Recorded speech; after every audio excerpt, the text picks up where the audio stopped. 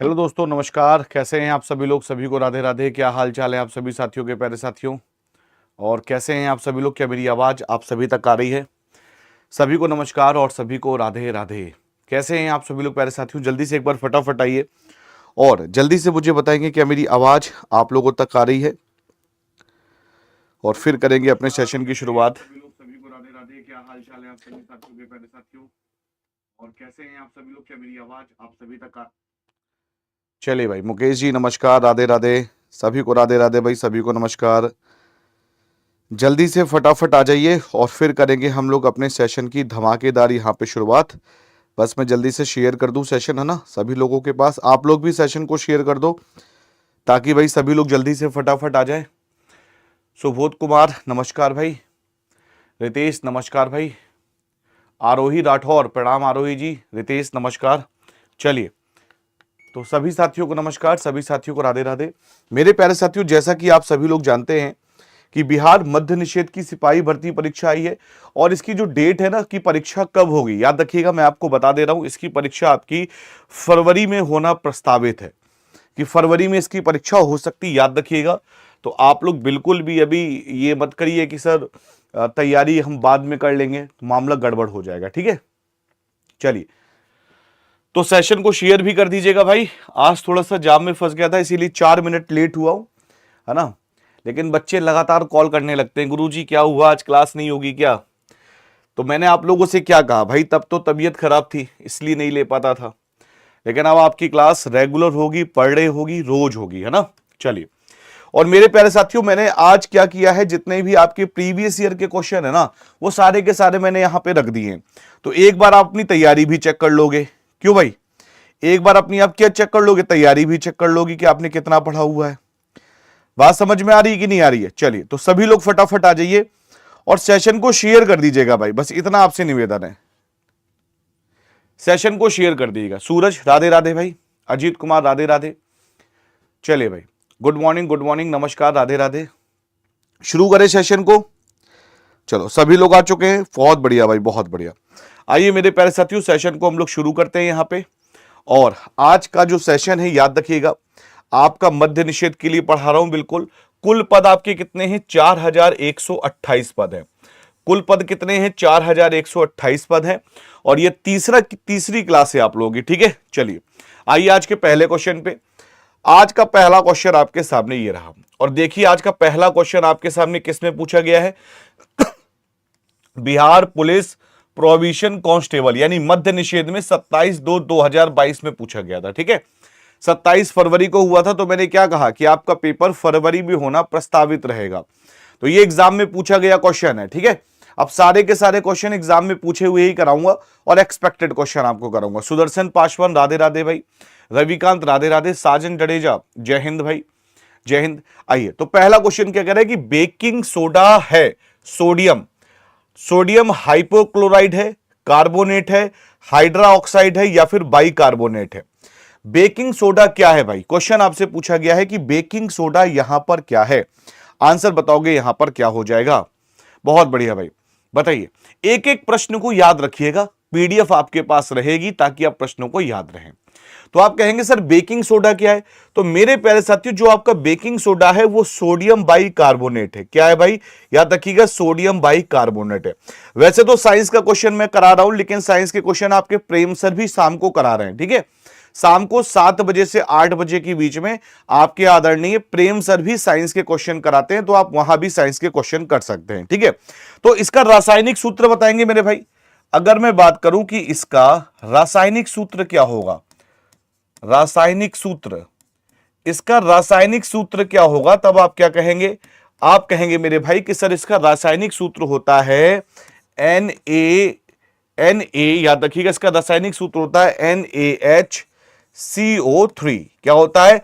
NaHCO3 इसका रासायनिक सूत्र होता है, ठीक है। बेकिंग सोडा यानी सोडियम बाइकार्बोनेट, और इसका रासायनिक सूत्र क्या होता है? NaHCO3।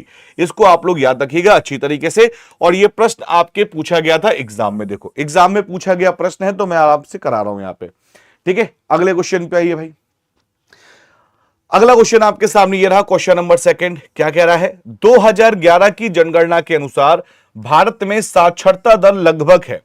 यह भी देखो आपका 27 तारीख को पूछा गया है। कुणाल कुमार, आज से डेली क्लास चलेगा ना सर?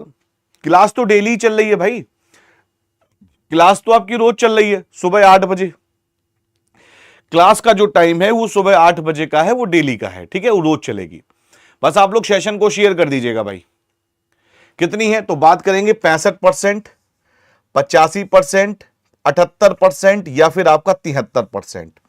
तो 2011 की जनगणना के अनुसार भारत में साक्षरता दर लगभग कितनी है भाई? 2011 की जनगणना के अनुसार भारत में साक्षरता दर कितनी है? तो आप लोग यहां पे क्या बताएंगे? 73%। अब यही तो गड़बड़ कर दी है भाई साहब मैटर। मेरे प्यारे साथियों, साक्षरता दर कितनी है भारत में? तो 2011 की जनगणना के अनुसार भारत में जो साक्षरता दर है, अब यही तो आपको सीखने वाली बात है भाई, यही तो आपकी सीखने वाली बात है। साक्षरता दर जो आपकी है, याद रखिएगा, वो है आपकी 74.4% है। तो 73% आप कैसे कह सकते हो भाई? तो इससे ज्यादा प्रेडिक्ट ना हम लोग करेंगे, इससे हम लोग ज्यादा प्रेडिक्ट यहां पे करेंगे। तो याद रखिएगा मेरे भाई, आंसर क्या हो जाएगा? 78%। यहां पर 78% राइट ऑप्शन हो जाएगा। ऑनलाइन विद्यालय ऑफिशियल सर की हालचाल? अरे हालचाल बढ़िया है भाई। यही जो लोगो आप देख रहे हो ना, इसी लोगो से हमारी पहली बार शुरुआत हुई थी, है ना।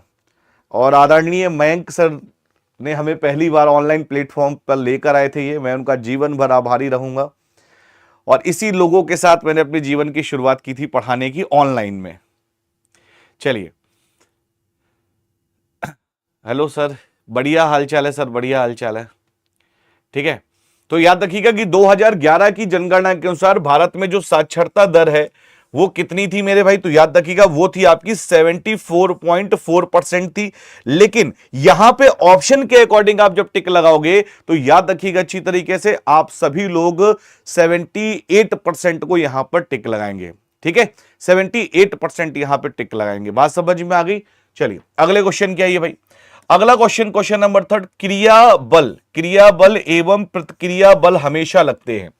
क्रिया बल एवं प्रतिक्रिया बल हमेशा लगते हैं। तो बात करेंगे एक ही वस्तु पर और एक ही दिशा में, एक ही वस्तु पर विपरीत दिशाओं में, अलग अलग वस्तुओं पर एक ही दिशा में, अलग अलग वस्तुओं पर और विपरीत दिशाओं में क्रिया एवं प्रतिक्रिया बल हमेशा लगते हैं। बताइए भाई क्या आंसर हो जाएगा?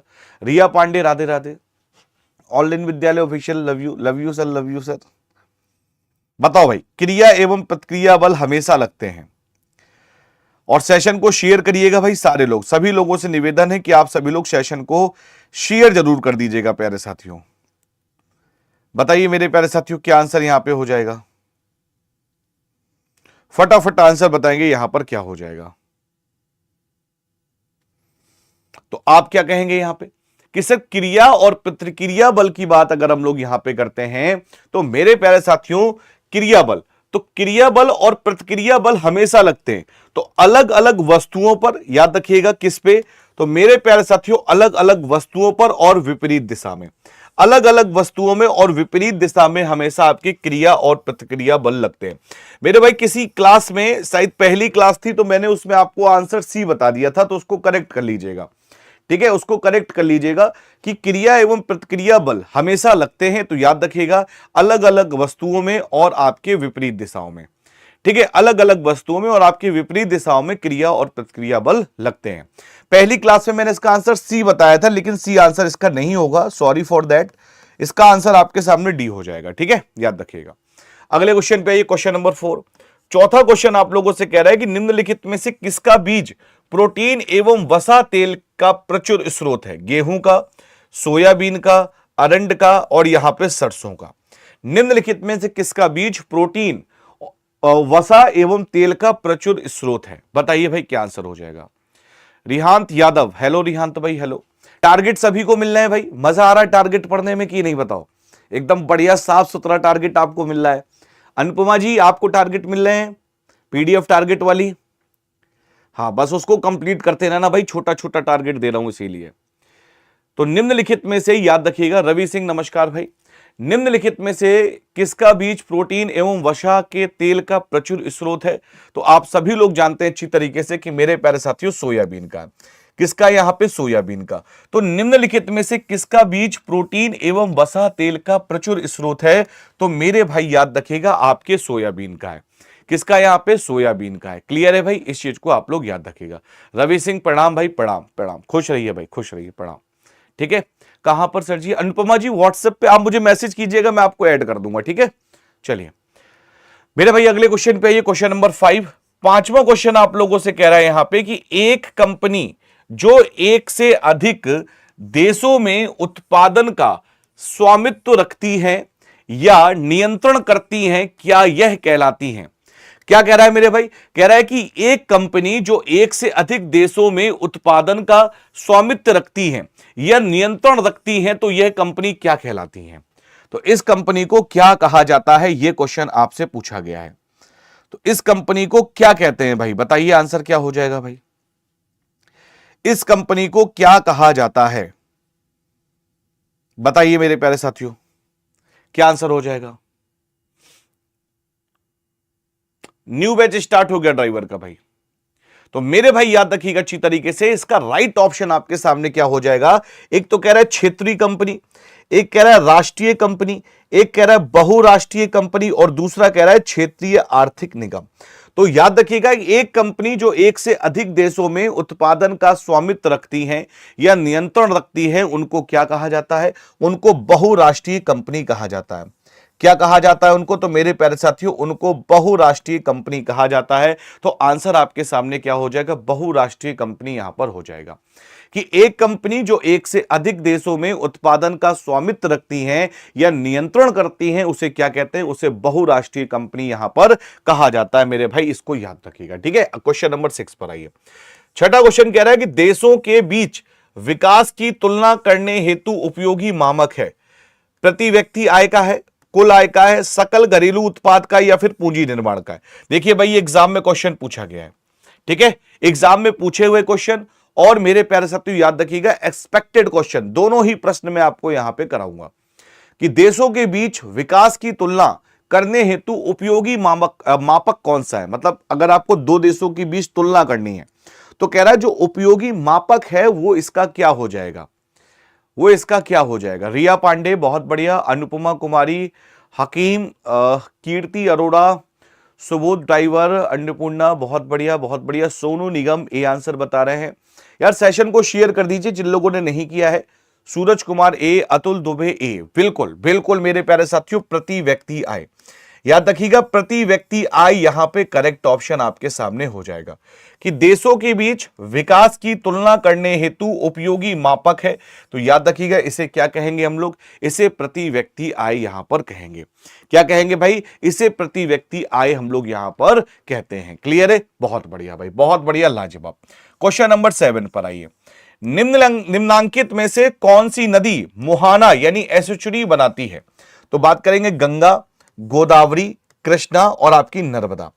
कौन सी नदी इसमें मुहाना यानी एस्चुरी बनाती है? बताइए भाई, कौन सी नदी यहां पर बनाती है?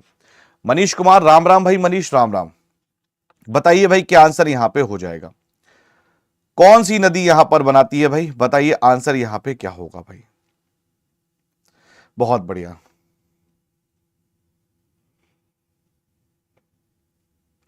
ठीक है।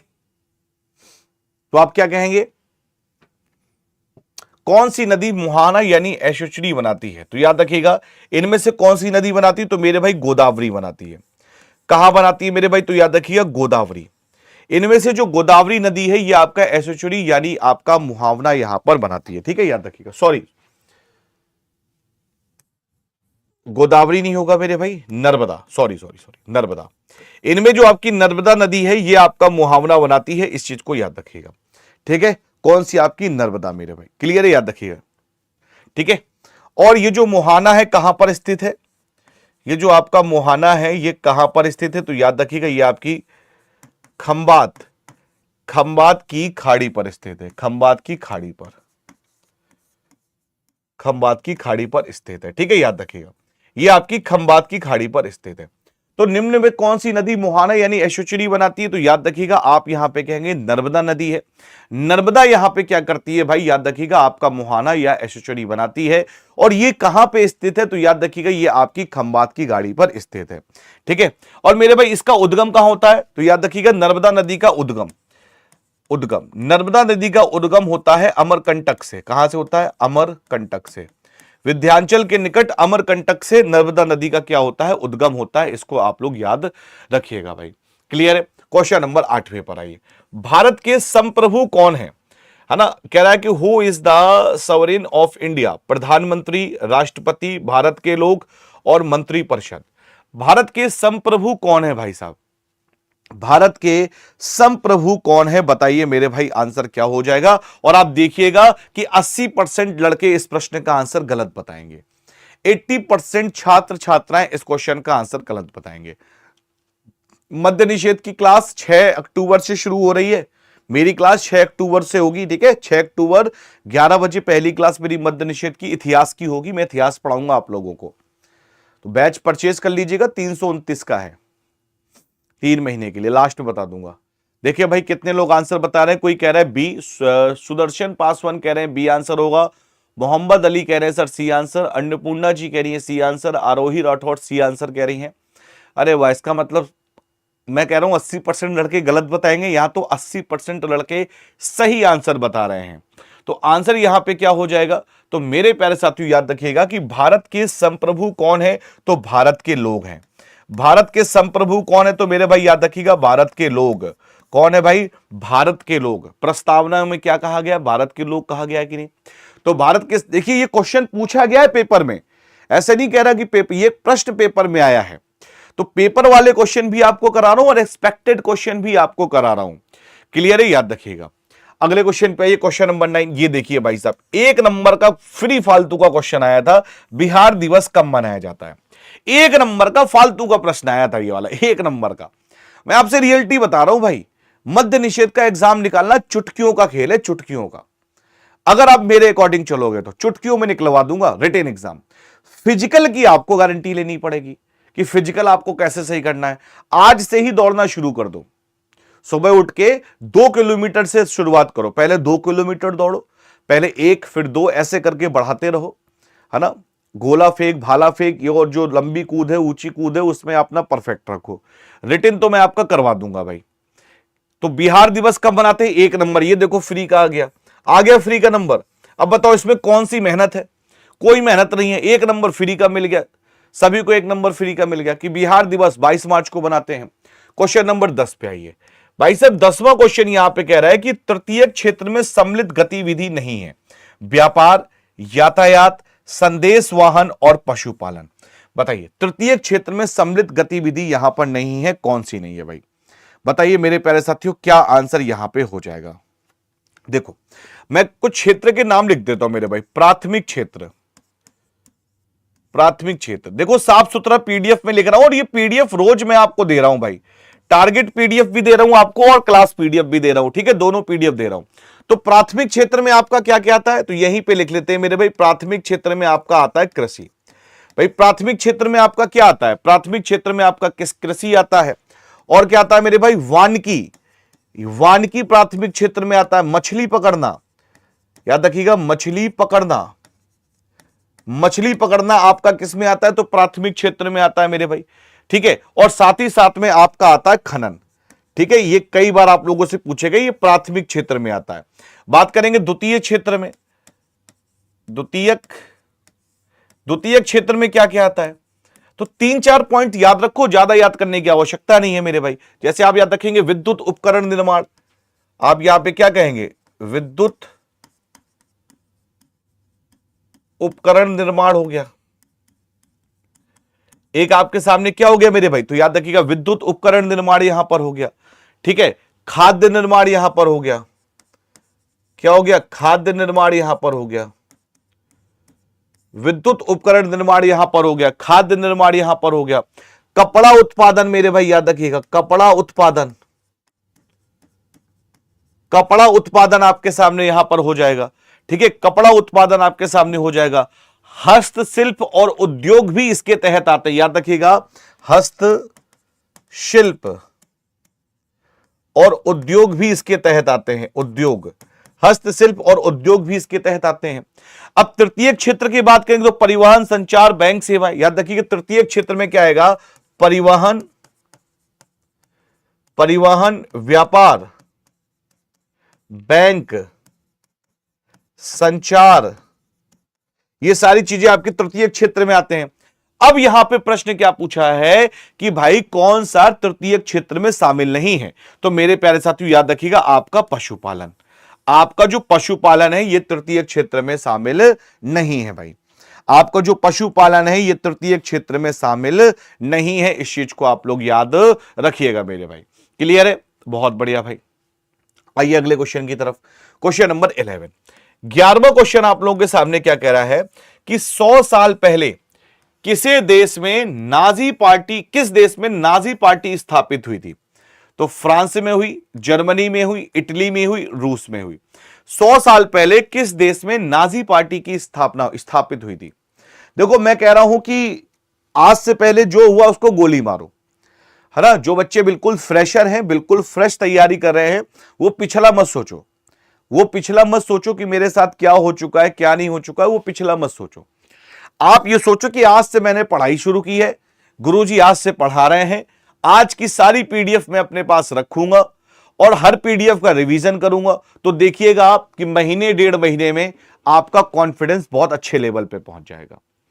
और आप पुरानी बातें सोचोगे, मेरा ये छूट गया, मेरा वो छूट गया, तो फिर आप वहीं तक सीमित रह जाओगे।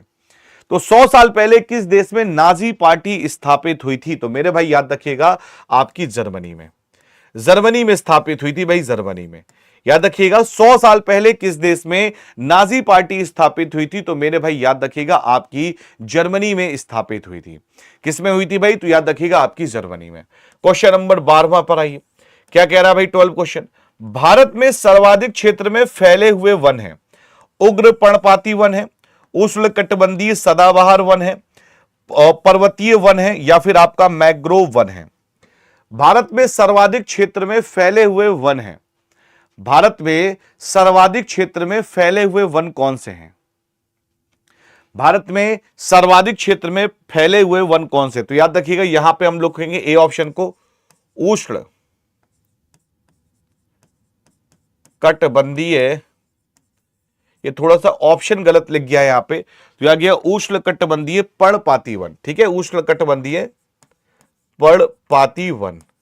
तो इस चीज को आप लोग याद रखिएगा, तो आंसर आपका ये हुआ पहला। ठीक है, उष्ण कटिबंधीय पर्णपाती वन। ये उष्ण कटिबंधीय सदाबहार वन नहीं होगा, पर्वतीय वन नहीं होगा, मैंग्रोव वन नहीं होगा। तो भारत में सर्वाधिक क्षेत्र में फैले हुए वन कौन से होते हैं? तो याद रखिएगा आपके सामने मेरे प्यारे साथियों, उष्ण कटिबंधीय पर्णपाती वन यहां पर होते हैं। ठीक है, क्वेश्चन नंबर 13 पर आइए। सुंदरी वृक्ष पाए जाते हैं पर्वतीय वन में, मैंग्रोव वन में, उष्ण कटिबंधीय सदाबहार वन में, या फिर उग्र पर्णपाती वन में? बताइए। सुंदरी वन, आपसे क्वेश्चन पूछ रहा है मेरे भाई कि सुंदरी वन कहां पर पाए जाते हैं? सुंदरी वन बताइए मेरे भाई, सुंदरी वन कहां पाए जाते हैं? सुंदरी वन। प्लीज मेरे प्यारे साथियों सेशन को लाइक और शेयर सभी लोग कर दीजिएगा, इतना आप सभी लोगों से हाथ जोड़ के निवेदन है भाई। ठीक है, सेशन को लाइक शेयर कर दीजिए। सुंदरी वन पाए जाते हैं, तो आप कहेंगे सर जो सुंदरी वन है ये आपके कहां पाए जाते हैं? सुंदरी वन पाए जाते हैं मैंग्रोव वन में। कहां पाए जाते हैं मेरे प्यारे साथियों? मैंग्रोव वन में आपके सुंदरी वन पाए जाते हैं। ठीक है, सुंदरी वन कहां पाए जाते हैं? तो मैंग्रोव वन में आपके सुंदरी वन यहां पर पाए जाते हैं। ठीक है, क्वेश्चन नंबर 14 पर आइए। आहा, क्या बढ़िया प्रश्न आया है। भारत में बजट निर्माण का कार्य किया जाता है वित्त मंत्रालय द्वारा, गृह मंत्रालय द्वारा, कैबिनेट मंत्रालय द्वारा, आर्थिक मंत्रालय द्वारा। ऐसा अगर प्रश्न आ गया पेपर में तो मुझे लग रहा है 100 में कम से कम भाई साहब आप लोग 70 क्वेश्चन जीके जीएस है, कम से कम 60 क्वेश्चंस करके आओगे अगर ऐसे आ गए तो। लेकिन जब मैं आपको देखो, मैं भी पढ़ा रहा हूं, पेड बैच 6 तारीख से शुरू हो रहा है। मैं इतना आप लोगों से कह रहा हूं कि प्री की कट ऑफ में आपकी निकलवा दूंगा, रिटन एग्जाम निकलवा दूंगा, बस आपको मेंस की जो फिजिकल की तैयारी वो आपको करनी पड़ेगी। वित्त मंत्री, बहुत बढ़िया भाई। मुगल वंश कह रहे हैं सर वित्त मंत्री होगा। सुजीत पटेल भी ए आंसर बता रहे हैं, सारे के सारे ए के पीछे लग गए हाथ धो के। आरोही जी भी कह रही है सर ए आंसर होगा। राजन कुमार बादशाह, बताओ भाई साहब ये बादशाह है। अब बादशाह भाई भी कह रहे हैं सर ए आंसर होगा, तो भैया सभी का ए आंसर मान लें। अब भाई सभी, अब बादशाह ने कह दिया ए आंसर है, तो भैया ए आंसर मानना ही पड़ेगा। चलो, तो वित्त मंत्रालय द्वारा भारत में बजट निर्माण का कार्य किया जाता है, तो किसके द्वारा? वित्त निर्माण के द्वारा। ठीक है, अगर मैं बात करूं मेरे भाई, तो बजट का उल्लेख किस आर्टिकल में है? बजट का उल्लेख है, तो बजट का उल्लेख किस आर्टिकल में है? तो बजट का उल्लेख है आपका मेरे भाई, याद रखिएगा, अनुच्छेद, बजट का उल्लेख है आपका किसमें? तो अनुच्छेद 112 में। बजट का उल्लेख किसमें है मेरे प्यारे साथियों? तो याद रखिएगा आर्टिकल 112 में आपका बजट का उल्लेख है। क्लियर है? 112 में क्या है? आपके बजट का उल्लेख यहां पर किया गया है। भाई एक बार सेशन को शेयर कर दो यार, आप लोग सेशन को शेयर नहीं करें, आज 100+ पहुंचना चाहिए भाई। फटाफट सभी लोग टेलीग्राम, व्हाट्सएप, इंस्टाग्राम, फेसबुक, फलाना ठिकाना सभी जगह शेयर करो। क्वेश्चन नंबर 15 पर आइए भाई, क्या कह रहा है भाई साहब? 15वां क्वेश्चन, निम्न में से कौन संविधान निर्मात्री सभा का सदस्य नहीं था? ये देखिए भाई, पुलिस में पूछा गया क्वेश्चन है। मोहम्मद अली जिन्ना, जवाहरलाल नेहरू, मौलाना अबुल कलाम और वल्लभ भाई पटेल, निम्न में से कौन संविधान निर्मात्री सभा का सदस्य नहीं था? देखिए, सुबह 8 बजे वाली क्लास में आपके एकदम फैक्चुअल क्वेश्चन होंगे, और 10 बजे वाली क्लास में कॉन्सेप्चुअल क्वेश्चन है, क्योंकि वो बीपीएससी एईडीओ और बिहार दरोगा के लिए टारगेट क्लासेस चला रहा हूं। ठीक है, तो 2 जीएस की क्लास कर लो, आपका पूरा काम बन जाएगा भाई। यहां पे नन्हे मुन्ने छोटे छोटे क्वेश्चन निपटा दो, वहां पे बड़े बड़े क्वेश्चन निपटा दो, है तो काम आपका परफेक्ट हो जाएगा। स्वीटी कुमारी जी कह रही है सर डी आंसर होगा। बहुत बढ़िया Sweety ji. Anupriya Yadav ji, hello sir, good morning, Radhe Radhe. Radhe Radhe भाई, राधे राधे, नमस्कार। आपके चरणों में हमारा कोटि कोटि नमस्कार भैया, कोटि कोटि नमस्कार। महेश गुप्ता भाई, राधे राधे महेश भाई, राधे राधे। ए आंसर होगा।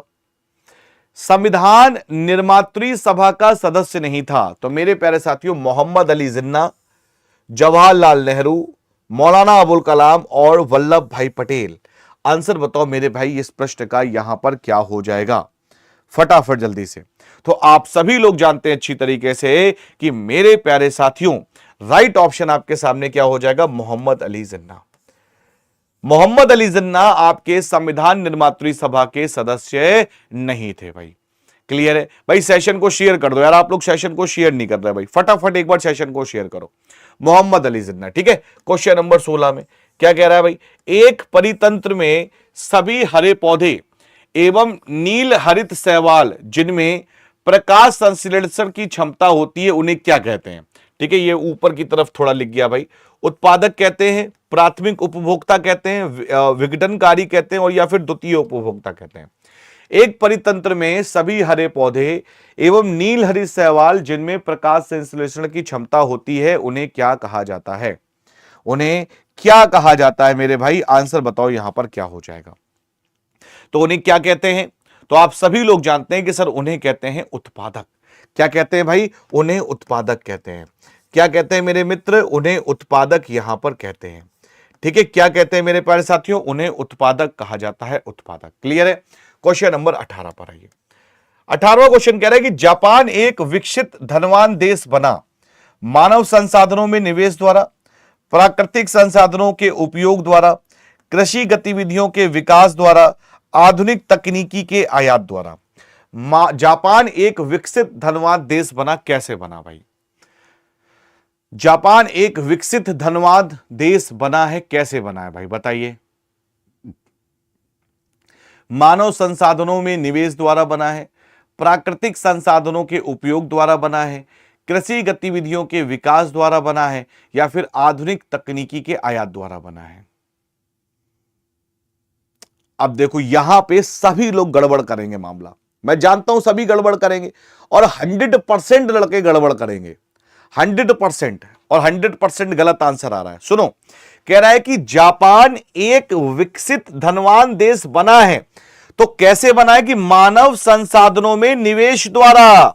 भैया जब उसने मानव के संसाधनों में निवेश किया है, तभी तो यह विकसित और धनवान देश बना है। मानव के बिना टेक्नोलॉजी का अचार डालोगे क्या भाई? टेक्नोलॉजी को चलाने के लिए भी तो मानव चाहिए। तो जापान एक विकसित और धनवान देश बना है मानव संसाधनों में निवेश के द्वारा बना है भाई, ना कि आप ये कह दोगे कि आधुनिक तकनीकी के आयात द्वारा। ऐसे थोड़ी ना होता है भाई। याद रखिएगा, जापान एक विकसित और धनवान देश बना है, उसके पीछे का ही कारण क्या है कि मानव संसाधनों में निवेश के द्वारा यहां पर जापान एक धनवान और विकसित देश बना है। बात समझ में आई? मैं कह रहा था सभी के गलत होंगे और सभी के गलत हो गए, देखो मुझे पता था ना। खैर कोई बात नहीं, गलत सही चलता रहता है, कोई समस्या नहीं, ये तो लगा है। ठीक है, अगले में आइए कि मृदा अपरदन को रोका जा सकता है वनोरोपण द्वारा, वनोन्मूलन द्वारा, उर्वरक के अत्यधिक उपयोग द्वारा या अतिचारण द्वारा। मृदा अपरदन को आप रोक सकते हैं, कैसे रोक सकते हैं भाई बताइए? मृदा अपरदन को आप कैसे रोक सकते हैं भाई बताओ? मृदा अपरदन को आप कैसे रोक सकते हैं भाई बताइए? तो आप कहेंगे सर मृदा अपरदन को हम लोग रोक सकते हैं वनोरोपण द्वारा। मृदा अपरदन को हम कैसे रोक सकते हैं? तो याद रखिएगा, आपके वनोरोपण द्वारा हम मृदा अपरदन को रोक सकते हैं। भाई सेशन को शेयर कर दो जल्दी से एक बार, फटाफट सेशन को। सेशन बढ़िया लग रहा है तो एक बार सभी लोग दिल बना के भेजो भाई, गुरुजी को एक बार दिल बना के भेजो। हाँ, और एक बार गाना गो, दिल दिया है जान भी देंगे ए गुरुजी आपके लिए, है तो जान मत दो, है दिल अपने पास ही रखो, बस सेशन को शेयर कर दो भाई। क्यों भैया, इतना तो कर लो। सुबह सुबह आके आपके लिए बढ़िया लाजवाब एकदम ताजे ताजे छींटा मार के क्वेश्चन लेके आया हूं, बिल्कुल एकदम फ्रेश हैं, समझ रहे हो कि नहीं? चलिए क्वेश्चन नंबर 20 पर आइए। 20 क्वेश्चन यहां पे कह रहा है कि बायोगैस का मुख्य घटक है मीथेन है, इथेन है, प्रोपेन है या फिर आपका ब्यूटेन है। बायोगैस का मुख्य घटक क्या है? जो बायोगैस है इसका मुख्य घटक क्या है भाई? बायोगैस का मुख्य घटक क्या है बताइए भाई, क्या आंसर हो जाएगा? बायोगैस का मुख्य घटक यहां पर क्या है? तो आप लोग जानते हैं कि सर बायोगैस का जो मुख्य घटक है वो है मीथेन। और मीथेन का क्या होता है भाई? CH4। CH4 क्या होता है? CH4। मीथेन का क्या होता है भाई? CH4 यहां पर होता है। अरे भाई पता है कल क्या हुआ? कल मैं इंस्टाग्राम चला रहा था और भाई साहब मैंने देखा कि वहां पे रामलीला चल रही है। अब वहां रावण के साथ भाई साहब मतलब ऐसी विष कन्या डांस कर रही कि मेरा मन तो कर रहा कि मैं एक बड़ा वाला डंडा लेके जाऊं भाई साहब, वहीं पे एकदम पूरा विष खत्म कर दूं उसका। विष कन्या, बताइए, हद होती है भाई। रावण महान ज्ञानी था भाई साहब, बस उसके आचार विचार गड़बड़ थे तो राम जी ने उनका वध कर दिया। लेकिन ये संस्कृति का मजाक बना देते हैं। बताओ, पंडाल में फिल्मी गानों में नाच करवा रहे हैं। और एक नया वो चला है ट्रेंड, गरबा है। गरबा में भाई साहब पता है कौन सा गाना बज रहा? कौन सा था? My name is Sheila, Sheila की जवानी। बताइए, माता रानी जी को जो त्रिशूल था ना, त्रिशूल, वो लगभग माता जी ने निकाल दिया था ऐसे करके। वो तो माता जी को दया आ गई कि कोई बात नहीं, यहाँ छोड़ो, इनको ऊपर बुलाओ, है इनके लिए अलग से तेल खोलाओ। ये जितने भी जवानी में नाच रहे हैं ना, शीला की जवानी में, इनके लिए यमराज जी से कह दिया गया अलग से खोला के रखो तेल बढ़िया वाला, और लोहे की सरिया पिघला के रखो, इनकी जवानी वहीं निकाली जाएगी, है भाई साहब मतलब पूरा सत्यानाश करके रख दिया भाई साहब त्योहारों का। ये त्योहार होते ध्यान लगाने योग्य, माता रानी से प्रार्थना करने योग्य, पूजा करने योग्य, रोने योग्य। अरे रो रो के पुकारो ना माता रानी को, नहीं भाई साहब गरबा में नाच रहे और गाना लगा रहे हैं एकदम, है अलग से खोलेगा भाई तिल, टेंशन ना ले उनके लिए। क्वेश्चन नंबर 21, तो भारत में लौटते मानसून की ऋतु की अवधि क्या है? जनवरी फरवरी, मार्च अप्रैल, जून जुलाई और अक्टूबर नवंबर। भारत में लौटते मानसून ऋतु की अवधि क्या है भाई बताइए, क्या आंसर हो जाएगा? हाँ, फिर मैंने बंद कर दिया, मैंने कहा ठीक है भाई, बहुत बेकार है, बहुत बेकार स्थिति है। हाँ? और देखो इसका परिणाम क्या हो रहा है। देवी विसर्जन करने गए 11 लोग नदी में बह गए अलीगढ़ के पास में, और भी ऐसी खबरें निकल के आ रही हैं। तो ये सब चीजें थोड़ा सा वो कर देती है ना। खैर, भारत में लौटते मानसून की ऋतु अवधि क्या है? तो याद रखिएगा अक्टूबर और नवंबर है। क्या है भाई? अक्टूबर और नवंबर। भारत में लौटते मानसून की अवधि क्या है? तो अक्टूबर और नवंबर है। क्वेश्चन नंबर 22 पर आइए। 1855 में देश की पहली जूट मिल कहां स्थापित की गई थी भाई?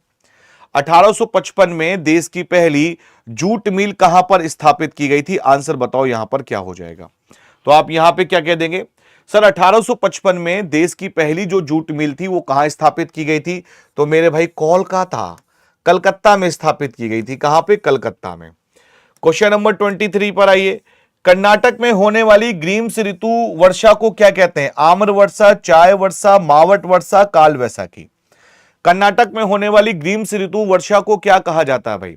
कर्नाटक में जो आपकी ग्रीष्म ऋतु में वर्षा होती है उसको क्या कहते हैं? तो मेरे प्यारे प्यारे साथियों, उसको कहते हैं आम्र वर्षा। क्या कहते हैं उसको? आम्र वर्षा कहते हैं, मैंगो शावर कहते हैं।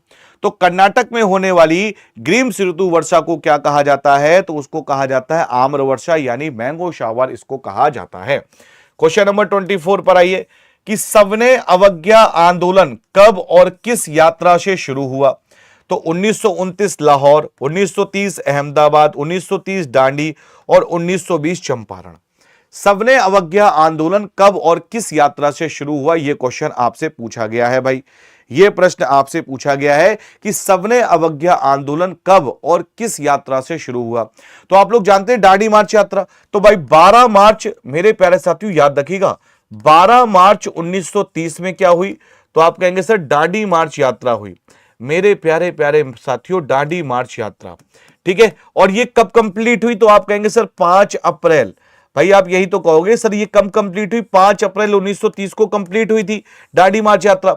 और 6 अप्रैल 1930 को, याद रखिएगा, 6 अप्रैल 1930 को मेरे भाई सविनय अवज्ञा आंदोलन शुरू किया गया। 6 अप्रैल 1930 को क्या शुरू किया गया? सविनय अवज्ञा आंदोलन यहां पर शुरू किया गया। तो आंसर यहां पे क्या हो जाएगा भाई? 1930 दांडी मार्च यात्रा। क्या आंसर हो जाएगा? 1930 दांडी मार्च यात्रा राइट ऑप्शन यहां पर हो जाएगा भाई, ठीक है। क्वेश्चन नंबर 25 पर आइए। लेनिन का उत्तराधिकारी कौन था? लेनिन का उत्तराधिकारी कौन था? तो याद रखिएगा, येल्त्सिन था, कार्ल मार्क्स था, स्टालिन था और गोरबाचेव। तो याद रखिएगा लेनिन का उत्तराधिकारी कौन था? तो मेरे भाई स्टालिन था। लेनिन का उत्तराधिकारी कौन था? स्टालिन था। क्वेश्चन नंबर 26 में निम्न में से किस श्रेणी में भारत आता है? विकसित देश में आता है, गरीब देश में आता है, विकासशील देश में आता है, या फिर अत्यधिक विकसित देश में आता है, या फिर आपका अत्यधिक विकसित देश में आता है? बताइए आंसर मेरे भाई यहां पर क्या हो जाएगा। और प्लीज सेशन को शेयर कर दीजिएगा भाई। आप सभी लोगों से हाथ जोड़ के निवेदन है, सेशन को शेयर और लाइक कर दीजिएगा। तो भारत किस में आता है? तो मेरे प्यारे साथियों भारत आता है विकासशील देश में।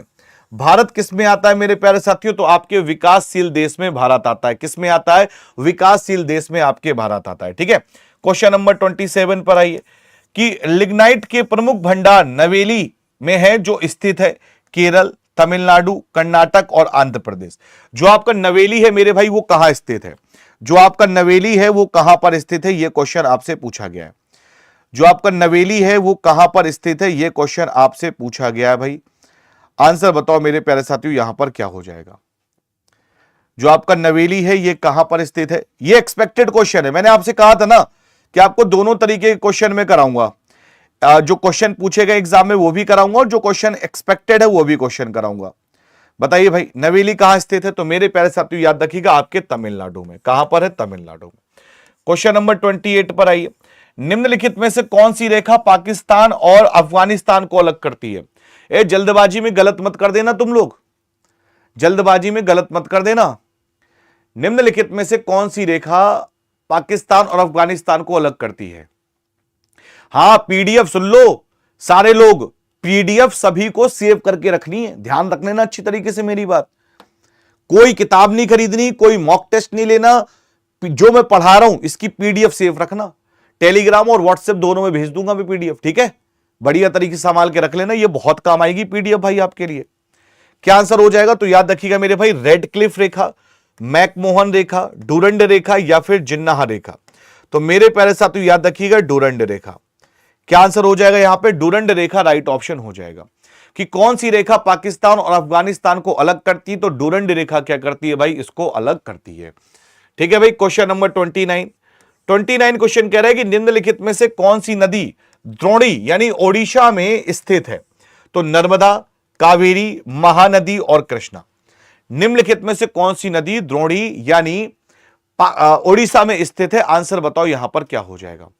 पीडीएफ कहां मिलेगा? राम प्रवेश अभी रुक जाओ, क्वेश्चंस खत्म होने के बाद हम आपको बता देंगे। सर कम एमबी का बनाइएगा, ठीक है अतुल भाई। कम एमबी का ही रहेगा। ठीक है, क्या आंसर हो जाएगा भाई? तो मेरे प्यारे साथियों याद रखिएगा महानदी। कि निम्नलिखित में से कौन सी नदी द्रोणी ओडिशा में स्थित है? तो मेरे प्यारे साथियों याद रखिएगा आपकी महानदी यहां पर राइट ऑप्शन हो जाएगा, महानदी। ठीक है, क्वेश्चन नंबर 30 पर आइए। क्या कह रहा है कि निम्नलिखित में से कौन सी अवसादी चट्टान की विशेषता है?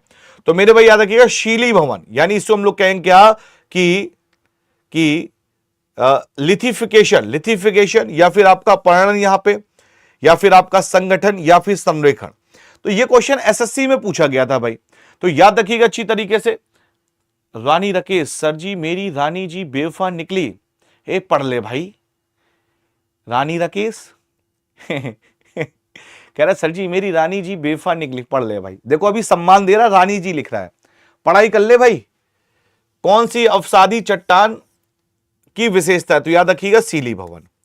अरे भाई तू अपनी रानी के चक्कर में रो रहा है, चहल अपनी नहीं बचा पाया शिखर धवन ना बचा पाया, ऋतिक रोशन की ना बची है, इतने बड़े बड़े लोगों की ना बची, तो तेरी क्या बचेगी फिर?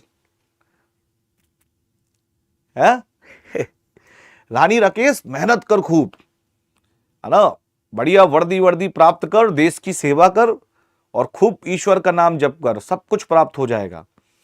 है चलिए अगले क्वेश्चन पे आइए, क्वेश्चन नंबर 31। क्या कह रहा है भाई? निम्नलिखित में से कौन सा संयोजन सही नहीं है? तो नैनी झील उत्तराखंड भाई साहब सही है, चिल्का झील उड़ीसा भाई साहब सही है, भुलर झील कश्मीर भाई साहब सही है, बेमनाड झील महाराष्ट्र भाई साहब गलत है। गलत है भाई साहब बेमनाड, क्योंकि बेमनाड जो झील है आपकी वो केरल में है। बेमनाड जो झील आपकी कहां पर है? वो आपकी केरल में, तो ये गलत है भाई। बेमनाड जी कहां पर है? तो याद रखिएगा आपकी केरल पे, है ना। चलिए प्रीतमा कुमारी, सर आप मेरा नाम लीजिए प्लीज। अच्छा ठीक है प्रीतमा कुमारी जी, ले लिया आपका नाम। हार्दिक पांड्या जी, हाँ पढ़ाई करो यार, देखो मेहनत करो, पढ़ाई करो, मम्मी पापा जहां विवाह करें वहां सुकून से रहो। चलिए ये सब वही हैं जो गरबा में लॉलीपॉप लागे हुए डांस करते हैं, उन्हीं का सबका होता है सिस्टम खराब। चलिए क्वेश्चन नंबर 32 पर आइए। क्या कह रहा है? मेरियाना गर्त किस महासागर में स्थित है? आर्कटिक महासागर, प्रशांत महासागर, अटलांटिक महासागर और दक्षिणी महासागर। जो मेरियाना गर्त है वो कहां पर स्थित है भाई? जो मेरियाना गर्त है वो कहां पर स्थित है बताइए? जो मेरियाना गर्त है वो कहां पर स्थित है, इसका आंसर आप लोग बताएंगे। मेरियाना गर्त कहां पर है? तो आप क्या कहेंगे? सर मेरियाना गर्त है आपका प्रशांत महासागर में। कहां पर स्थित है भाई? आपका प्रशांत महासागर में मेरियाना गर्त स्थित है भाई। ठीक है, याद रखिएगा। क्लियर है भाई? चलो मेरे भाई ये बिहार मध्य निषेध दरोगा का बैच है जो कि आपका आज से शुरू हो रहा है 3 अक्टूबर से। ठीक है, 3 अक्टूबर से शुरू हो रहा है, लेकिन मेरी जो हिस्ट्री की क्लास है, याद रखिएगा जो इतिहास की क्लास है वो आपको 6 अक्टूबर से मिलेगी। यानी बैच आपका आज से शुरू हो रहा है, बैच आपका आज से शुरू हुआ मध्य निषेध का। और ये एक नंबर दे रहा हूं मैं आपको 9456954476। अगर किसी को बैच खरीदने में दिक्कत हो तो इस नंबर पे आप व्हाट्सएप करिएगा, सबसे पहले व्हाट्सएप कर लीजिएगा, फिर कॉल वगैरह कीजिएगा। ठीक है, बाकी बैच कैसे खरीदना है, पीडीएफ कहां मिलेगी, ये सारी चीजें मैं आपको बता देता हूं।